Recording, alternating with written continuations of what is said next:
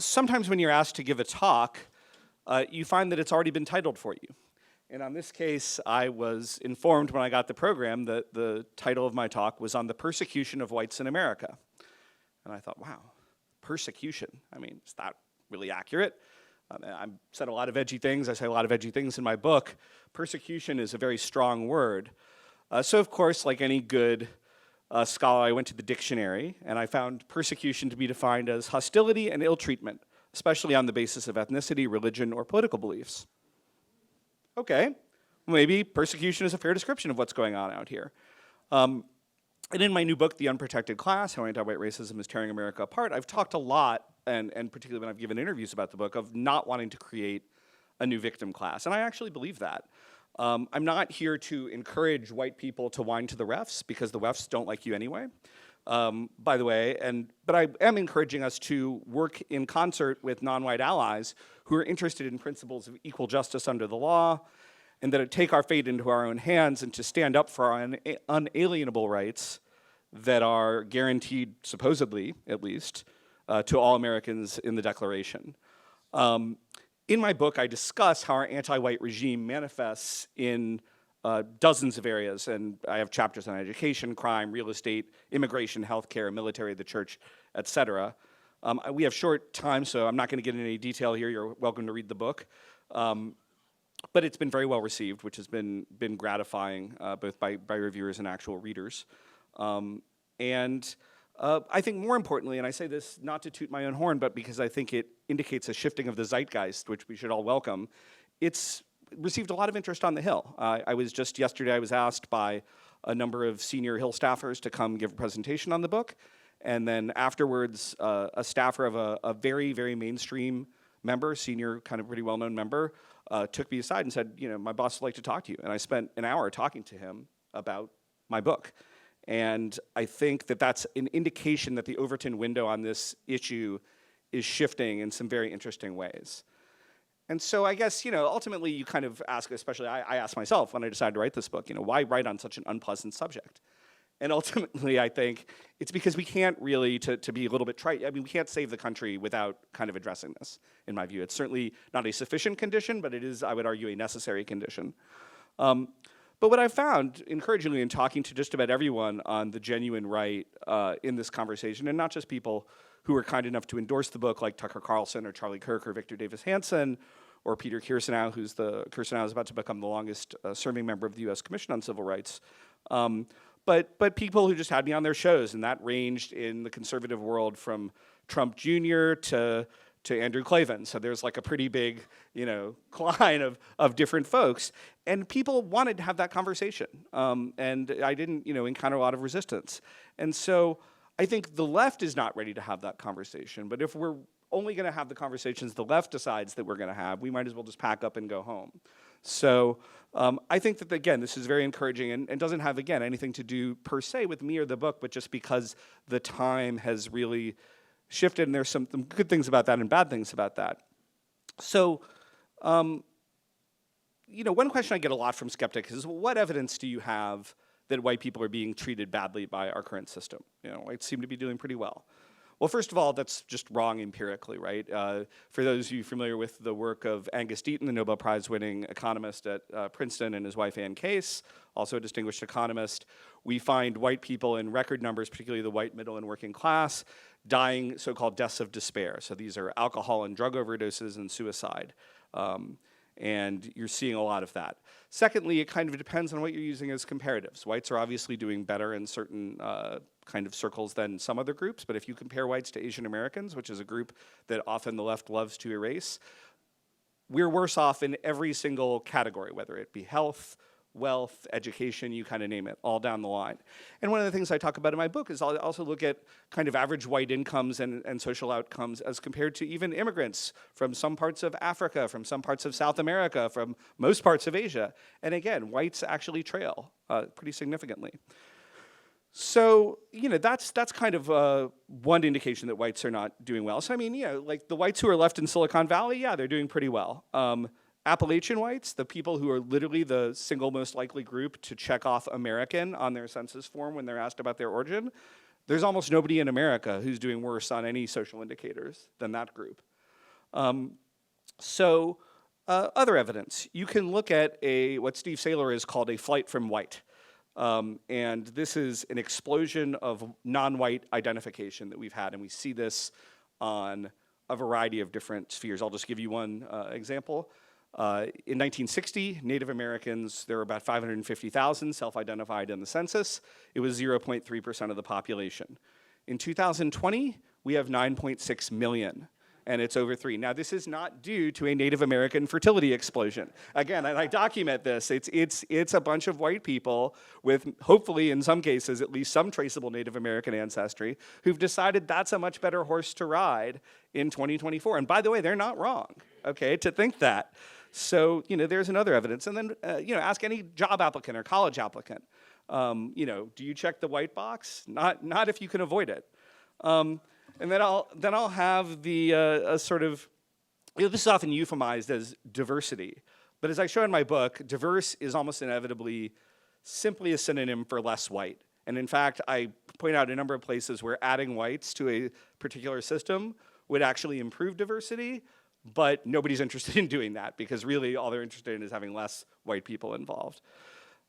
A trivial but sort of fun, I think, illustrative example, again, of kind of how it's not so great to be white these days is the original title that I had for my book was somewhat impish. It was going to be called It's Okay to Be White.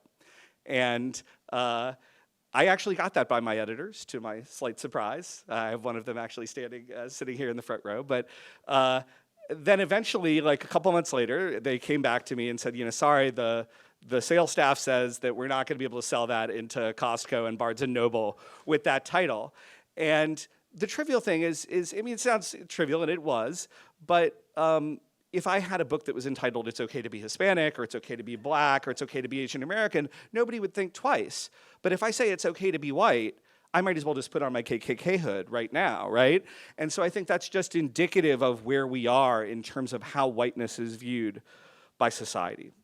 So there's some more serious questions. That's obviously a little bit in fun that I think are kind of raised by all this. And the first is, what happens when an ethnic community that is largely and historically responsible, just as a matter of pure numbers, if nothing else, for building American society and its institutions, goes from a dominant position to just being one group among many, and legally, culturally, and disfavored group at that? What does a post-white America look like? Especially when a post-white America actively denigrates much of the cultural, political, and social legacy that built the country. Can America and its institutions survive that kind of a transformation? And how do we avoid the sort of civil strife and ethnic violence that has characterized so many other, not every, don't be too black-pilled, not every multi-ethnic society, but huge percentage of multi-ethnic societies in the past. So we're in the midst of a vast demographic transformation, a kind of uncontrolled social experiment. And just to give you a sense, if you were to look at the 1960 census, which was right before the Hart-Celler Immigration Act of 1965, which radically transformed America's demographics, we were about 86, 87% white non-Hispanic, 10 or 11% African American, 3% everything else, which mostly was Hispanics, 80% of whom were native-born Americans at that point, as opposed to about 60% now, and some of whom, the Californios, the Tejanos, et cetera, actually had roots going back in the territory of the United States for hundreds of years, even before they were part of the United States. So much more tightly integrated group overall. You compare that to where we are today, 60 years after Hart-Celler. We're now a 57% white non-Hispanic country. Among under 18s, we are now a white non-Hispanic minority. And this has just been a huge demographic transformation. Dare I even say it, a great replacement of whites. And speaking of great replacement, by the way, what we saw, because this is not just a US phenomenon, what we saw in France with this recent election of national rally is the same sort of phenomenon, just on a different substrate. So, it's really fascinating to me intellectually, because other parties in France, they claim to be about a lot of other things. But whether they're literal communists or alleged free marketeers, ultimately, when the chips were down, when a gun was put to their head and they had to make a choice, their choice was to be the party of replacement, to be the party that was going to replace the French people with foreigners. And that was the underlying thing that they would not compromise on. And the communists were willing to get in bed with the capitalists, it didn't matter, right? These were all, I'm not saying these are not real distinctions. I'm not gonna be like that conspiratorial about it, but at the end, they were secondary distinctions to their belief in globalism, to their belief in rule by Brussels, and to their belief in the replacement of the French population. So I think that's what's going on. Every single French party, besides National Rally, revealed itself to be the party of the Great Replacement. That's the reality of what was going on in France. So, I thought this was put really well. Michel Houellebecq, the famous French author, kind of comments, because the left always screams when you say Great Replacement, which is why I'm saying I hope there's some leftist journalists in the room. I was shocked that they said it was called a theory. It's not a theory, it's a fact.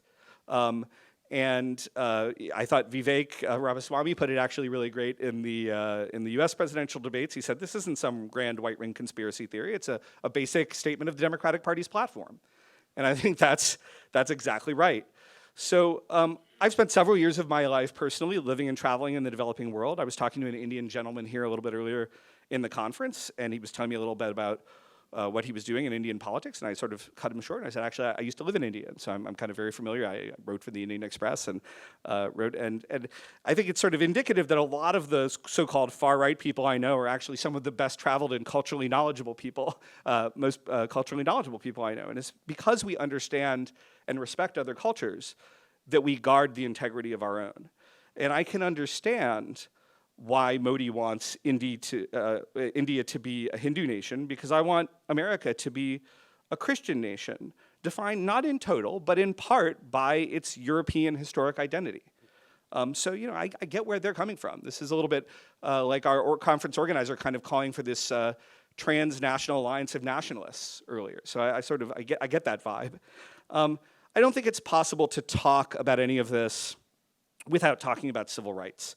And there's some questions onto our side of the aisle as to whether we should need to use civil rights law or fundamentally reform it, and I think the answer is both.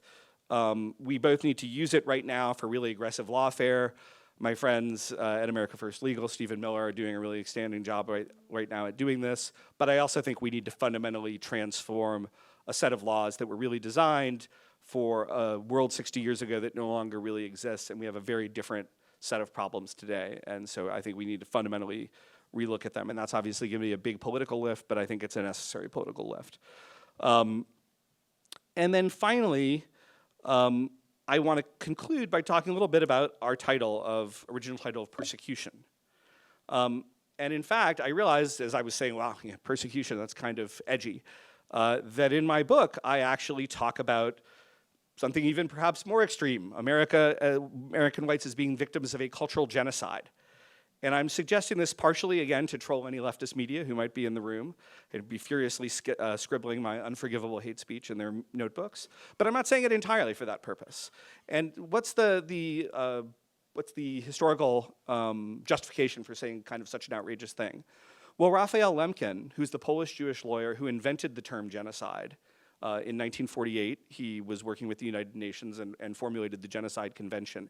He had a broader definition of genocide than actually ultimately went into the thing, because some countries vetoed it because they were worried politically. But he had this concept of cultural genocide, which has actually been picked up by a number of leftist scholars subsequently to kind of describe various situations.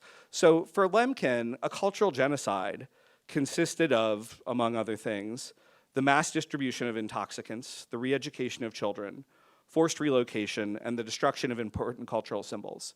I discuss in my book how each one of these things could be accurately described as what's going on with whites in America right now. And so even though white genocide has been, the favorite term of perhaps the farthest reaches of the right, I don't know that it's an inaccurate description of, looked through a certain lens, the situation we're in today. So, why is this all going on? Because I think it doesn't just spring fully armored like Athena from Zeus's head for no reason, right? Like, that's just not how social phenomena work. I think that ultimately this is a justification for resource distribution. The late sociologist C. Wright Mills talks a lot about the concept of an legitimating ideology. In 2024, you don't just go up to a group and say, hey, I'm taking your stuff. right? So what you do is you say white supremacy, white privilege, white fragility, and by the way, you're so awful, that's why I'm getting your stuff. And I think you can understand, and again, I spell this out in quite some detail in my book, affirmative action, racially punitive taxation, reparations, the land back movement, all sorts of re-education can be understood as ultimately being viewed through that lens. So where does this need to go? Persecution. It's not a word I've used in the past. We do have anti-white persecution in America. Perhaps it's not strong enough, even as I suggest. Now, of course, I'm not suggesting that somehow every white American's life has become a dystopian hellscape out of 1984. Clearly, that's not the case. However, and particularly, I've done a lot of talks to young people. One interesting thing, first media interview I did, big media interview I did on the book was with Charlie Kirk. And Charlie said, Jeremy, whenever I talk to my older donors, they get a little freaked out about this. They're like, can you say that? Is that allowed? Every time I go on a college campus, every white student comes up to me and says, thank you. This is like the #1 issue, right, for me right now as a young white American. So I think there's a generational divide that is happening. Now, by the way, there are some older people who totally get this, but I think that's also been my experience in talking about the book. I gave an enthusiastic talk to the DC Young Republicans last night, and they kind of all just get it. But the good news is that we have tools to stop this persecution. We are thankfully not a 1 or 2% minority in this country. We're still the majority. We still have huge numbers of Americans of every ethnic background who are interested in America's founding ideals, principles, the idea of equal justice under the law. I have a number of folks who endorsed my book, who are very obviously and visibly, if you know them, not white. So I think that we have potential allies in the country, in the room, and all we need to be willing to do is to be willing to be brave enough and have enough integrity to take our own side in this fight. Thank you.